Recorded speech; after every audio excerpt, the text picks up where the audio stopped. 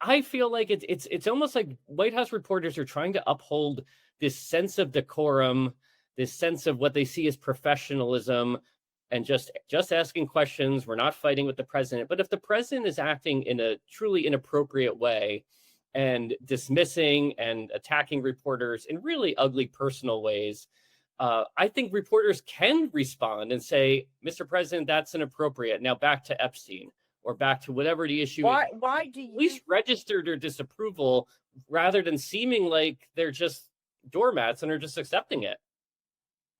why do you think they don't?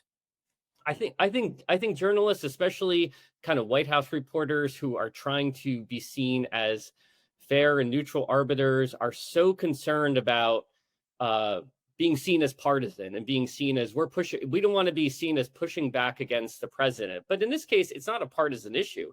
It's really just standing up for a colleague who is being demeaned in some sort of way and whose work is being undermined. And I think in that case, any reporter there, especially reporters, we saw them on X later on saying, speaking out in support of Mary Bruce and other reporters who have taken this from the president.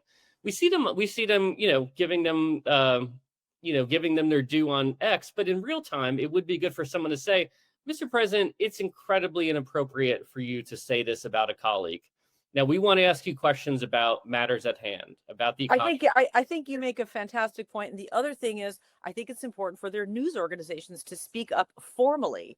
What Katie said yesterday is that we need a meeting between the White House Press Association, the news organization leaders, and the White House to talk about this deteriorating relationship and what's going to happen there and how that needs to change. That seems to me like, in addition to a news organization actually formally saying Mary Bruce was doing her job, and uh, it was inappropriate, as you said, to use your word, for the president to attack her personally. That seems Right. to me, but they haven't said that. They haven't said anything. No.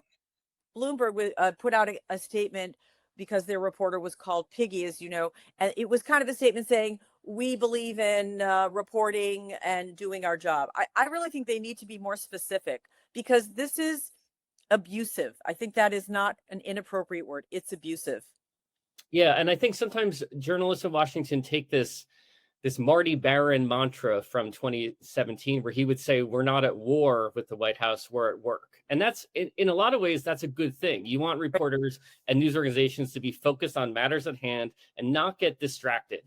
But you also want to be able to call something out for what it is. And yesterday, I was in touch with Marty Baron regarding Jamal Khashoggi.